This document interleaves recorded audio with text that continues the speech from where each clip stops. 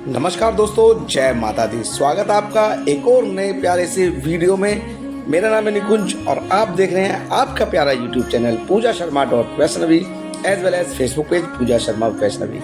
अभी जो नज़ारा देख रहे हैं माता रानी जी के भवन का ही नज़ारा देख रहे हैं और देख सकते हैं कितनी प्यारी और कितनी अच्छी डेकोरेशन माता रानी जी के भवन पर आपको देखने के लिए मिल रही है। इस नवरात्रि में एक अलग ही थीम के साथ आपको माता रानी के भवन पर ये डेकोरेशन मिल रही है देखने के लिए।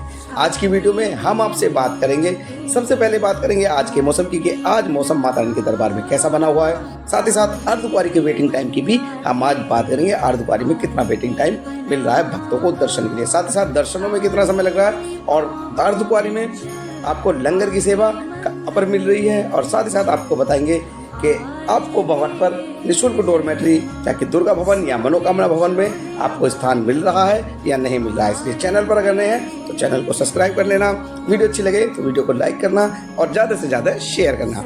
अभी जो नज़ारा देख रहे हैं माता रानी के दर्शनी दरवाजे का देख रहे हैं और देख सकते हैं दर्शनी दरवाजे को भी कितनी अच्छी तरीके से सजाया गया है। सबसे पहले बात करेंगे इस समय दर्शनी दरवाजे पर आपको कितना समय लग रहा है अंदर एंट्री करने के लिए। देखिए दर्शनी दरवाजे पर भी आपको लंबी लंबी लाइनें देखने के लिए मिल रही हैं, जो कि आप जहां पर आपका सिक्योरिटी चेक होता है, RFID कार्ड चेक होता है, तब आप माता रानी के यात्रा मार्ग में पहुंच जाते हैं। और देख सकते हैं फसाड लाइटिंग से सजा हुआ माता रानी जी का भवन और एक तरफ है चरण पादुका मंदिर। देख लीजिए भीड़ किस तरीके से देखने के लिए चरण पादुका मंदिर में भी आपको मिल रही है। साथ ही साथ माता रानी जी का भवन भी किस तरीके से फसाड लाइटिंग में जगमगाता रहता है। वीडियो में बढ़ते आगे और सबसे पहले बात करते हैं आज के मौसम की। आज आपको माता रानी की यात्रा में मौसम कैसा मिलने वाला है।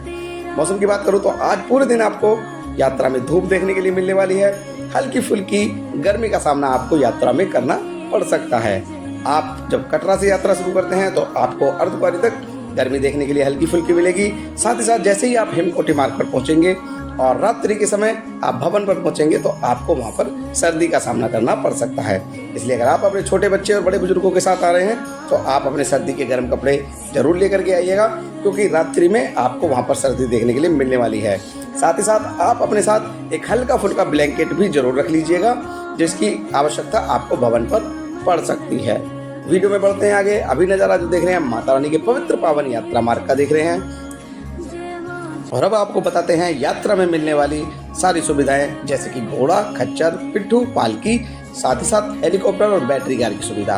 देखिए सभी भक्तों को सारी सुविधाएं सुचारू रूप से मिल रही हैं। घोड़े खच्चर की सुविधा भी भक्तों को मिल रही है, साथ ही साथ पालकी की सुविधा और बैटरी कार की सुविधा, जो कि हेमकोटी मार्ग से भवन और भवन से हेमकोटी मार्ग के लिए मिलती है, वो सब कुछ सुचारू रूप से चल रहा है। साथ ही साथ हेलीकॉप्टर की सेवा भी भक्तों को आज सुबह से ही मिल रही है। हेलीकॉप्टर की सेवा पूरी की पूरी मौसम के ऊपर डिपेंडेंट होती है। अगर मौसम खुला हुआ होता है तो भक्तों को सुविधा हेलीकॉप्टर की मिलती रहती है।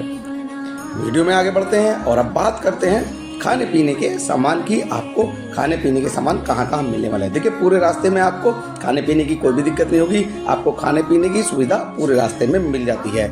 माता रानी जी का यात्रा मार्ग पूरा 14 किलोमीटर का है, जिसमें आपको संपूर्ण सारी व्यवस्थाएं मिल जाती हैं। श्राइन बोर्ड के द्वारा दिए जाने वाले सारे भोजनालय आपको यहाँ पर मिल जाते हैं और अभी नवरात्रि के टाइम पर यहाँ पर आपको सभी भोजनालय के अंदर व्रत की थाली भी मिल रही है। फल आहार जिसे हम कहते हैं वो सब कुछ यहाँ पर मिल रहा है और बिल्कुल शुद्ध तरीके से मिल रहा है। इसी तरीके के भोजनालय आपको पूरी यात्रा मार्ग पर देखने के लिए मिल जाते हैं।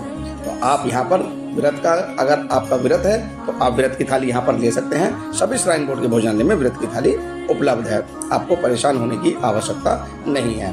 वीडियो में बढ़ते हैं आगे और अब बात करते हैं सबसे पहले अर्धकुंवारी की वेटिंग टाइम की। आज है दिनांक 9 अक्टूबर, दिन है बुधवार का और आज भक्तों को कितना वेटिंग टाइम यहाँ पर दिया जा रहा है। आज भक्तों को वेटिंग टाइम यहाँ पर 72 घंटे का ही दिया जा रहा है और दरबार में इस समय बहुत ज़्यादा भीड़ देखने के लिए मिल रही है, चाहे वो भवन हो चाहे वो आपका अर्धकुंवारी परिसर हो। तो आपको यहाँ पर 72 घंटे से ज़्यादा का समय अभी गर्भजून गुफा से दर्शन करने में लग सकता है। साथ ही साथ अगर आप इस दर्शन के टाइम को खत्म करना चाहते हैं, आप सीधे दर्शन करना चाहते हैं, तो आप यहाँ पर गर्भजून अटका आरती बुक कर सकते हैं, जो कि ऑफलाइन और ऑनलाइन दोनों तरीके से ही बुक होती है। ये बात हम अपनी हर वीडियो में आपके साथ शेयर करते हैं कि आप यहाँ पर गर्भजून अटका आरती ऑफलाइन और ऑनलाइन दोनों तरीके से बुक करके माता रानी के दर्शन कर सकते हैं। देखिए गर्भजून अटका आरती में बैठने के बाद आरती के तुरंत बाद आपको गर्भजून गुफा से दर्शन कराए जाते हैं और उसके बाद आपको पंचमेवा का प्रसाद भी दिया जाता है। वीडियो में बढ़ते हैं आगे और बात करते हैं इस समय नवरात्रि में माता रानी के दरबार में कितनी भीड़ देखने के लिए पर डे मिल रही है। अगर मैं आज की बात करूं या कल की बात करूं तो माता रानी के दरबार में पर नवरात्रा कम से कम 50,000 भक्त माता रानी के दर्शन करने के लिए भवन पर पहुंच रहे हैं। और ये आंकड़ा अभी तक अगर मैं नवरात्रि की बात करूं तो कम से कम इस नवरात्रि 2.25 लाख से अधिक भक्तों ने माता रानी के दर्शन किए हैं भवन पे। और भीड़ इसी तरीके से माता रानी के दरबार में बनी हुई है। अगर आप अभी भी नवरात्रि में आ रहे हैं तो आपको भी इसी तरीके की भीड़ का सामना अभी नवरात्रि में करना पड़ेगा माता रानी जी के दरबार में। तो आप अगर आ रहे हैं नवरात्रि में तो आप अपने पूरे सेफ्टी मेजर्स के साथ आइएगा। आप अपने साथ अपनी दवाइयाँ जरूर लेकर के आइएगा, साथ ही साथ आप अपने साथ गर्म कपड़े और ब्लैंकेट भी जरूर रख कर लेकर आइएगा, क्योंकि आपको अगर रात्रि में भवन पर रुकना पड़ गया तो आपको अच्छी खासी परेशानी का सामना करना पड़ सकता है। वीडियो में बढ़ते हैं आगे और बात करते हैं निःशुल्क डोरमेट्री की, जो कि भवन पर उपलब्ध है, मनोकामना भवन और दुर्गा भवन के अंदर। तो ये क्या भक्तों को मिल पा रही है या नहीं मिल पा रही है? जी हाँ, आपको मैं बता देता हूँ अपने वीडियो के माध्यम से। अभी आपको निःशुल्क डोरमेट्री की सुविधा भवन पर नहीं मिल पा रही है। जी हाँ, दुर्गा भवन को नहीं खोला जा रहा है क्योंकि भवन पर भीड़ बहुत ज़्यादा बनी हुई है इस समय और भक्तों के लिए दुर्गा भवन को नहीं खोला जा रहा है। क्योंकि दुर्गा भवन को अगर खोल दिया जाता है तो भक्त नीचे कटरा की तरफ प्रस्थान नहीं करते हैं और यही कारण है श्राइन बोर्ड का कि इस समय दुर्गा भवन को बंद किया हुआ है। अगर आप भी आने वाले दिनों में आ रहे हैं माता रानी के दर्शन करने के लिए इस नवरात्रि और आप भी भवन पर रुकना चाहते हैं तो आप कोशिश कीजिएगा कि आप अपनी डोरमेट्री बुक करके आइएगा, जो कि बिल्कुल सुबह सुबह आपको निहारिका कॉम्प्लेक्स से आपको बुक हो सकती है। वहां पर भी चांस आपके लिए बहुत कम होते हैं। अगर किसी की डोरमेट्री कैंसिल हो जाती है तो आप निहारिका कॉम्प्लेक्स जाते हैं तो वहां से आपको डोरमेट्री बुक हो सकती है। बिना डोरमेट्री बुक करे आप भवन पर रुकने का प्लान बिल्कुल ना बनाइएगा, क्योंकि आपको अच्छी खासी परेशानी का सामना भवन पर करना पड़ सकता है। वीडियो में बढ़ता हूं आगे और अब बात करता हूं लॉकर सुविधा की कि आपको लॉकर की सुविधा कहां पर भवन पर मिल जाती है। देखिए, लॉकर की सुविधा टोटल 3 स्थानों पर भवन पर बनी हुई है। वैसे तो काफ़ी सारे स्थान है जहां पर लॉकर की सुविधा बनी हुई है, लेकिन भक्तों को जो लॉकर की सुविधा मिलती है वो 3 स्थान पर मिलती है। सबसे पहले आप देख रहे हैं पार्वती भवन। पार्वती भवन में भक्तों को लॉकर की सुविधा मिल जाती है। प्रत्येक लॉकर की सिक्योरिटी अमाउंट 100 रुपये होती है, जो कि रिफंडेबल होती है। इसके ग्राउंड फ्लोर पर आपको टोकन दिया जाता है, साथ ही साथ फर्स्ट फ्लोर पर इसमें लॉकर की सुविधा उपलब्ध है। सेकंड फ्लोर पर इसमें बाथरूम लेडीजों की सुविधा उपलब्ध है और थर्ड फ्लोर पर जेंट्स बाथरूम की सुविधा भी आपको पार्वती भवन में मिल जाएगी। साथ ही साथ इसके बाद आपको एक लॉकर की सुविधा स्काई वॉक के ठीक थोड़ा सा आगे चल के लेफ्ट हैंड पे जो सीढ़ियाँ नीचे की तरफ उतरती है वहाँ पे आपको एक लॉकर की सुविधा मिलती है। और उसके बाद एक लॉकर की सुविधा आपको जब आप भैरव बाबा के रास्ते पर जाते हैं तो वहाँ पर बिल्कुल आपको नत्थू स्वीट से थोड़ा सा आगे उसके बिल्कुल अपोजिट में आपको एक लॉकर की सुविधा वहाँ पर भी मिलती है। तो लाइन काफ़ी लगी हुई होती है, आप जाइएगा, लाइन में लगेगा और आपको लॉकर की सुविधा मिल जाएगी। साथ ही साथ आप बात करते हैं रोपवे सेवा की। देखिए, रोपवे सेवा बिल्कुल माता रानी के दरबार में सुचारू रूप से चल रही है। सुबह 7 बजे से शाम को 5 बजे तक रोपवे का टाइम है।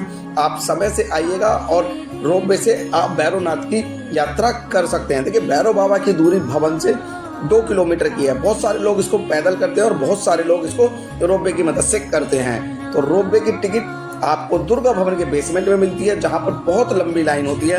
पहले टिकट काउंटर इसका रोपवे काउंटर के अंदर ही था, लेकिन अभी कुछ दिन पहले से इस टिकट काउंटर को बदल के दुर्गा भवन के बेसमेंट में कर दिया गया है। तो आप दुर्गा भवन के बेसमेंट से ऑफलाइन टिकट ले सकते हैं, फिर आकर के आप लाइन में लग करके रोपवे से भैरव बाबा जा सकते हैं माता रानी जी के भवन से।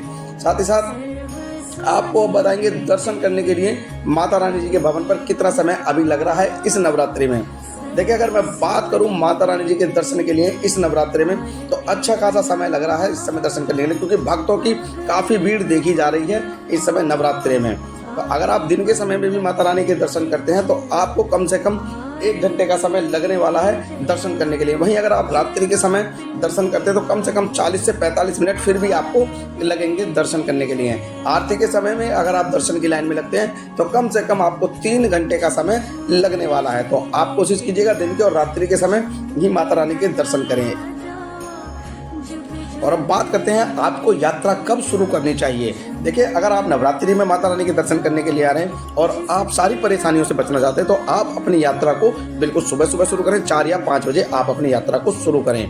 इसके कारण आप भवन पर कम से कम 12 बजे पहुंच जाते हैं। 12 से 1 बजे के आसपास आप भवन पर पहुंच जाएंगे। आप दिन में दर्शन कीजिएगा माता रानी के, रोपवे से भैरव बाबा जाइएगा और वापसी कोशिश कीजिएगा कि आप शाम तक या रात में 8-9 बजे तक आप कटरा पहुंच जाएं। इससे आप बहुत सारी परेशानियों से बच जाएंगे, क्योंकि भवन पर आपको बहुत सारी दिक्कत देखने के लिए मिल सकती है।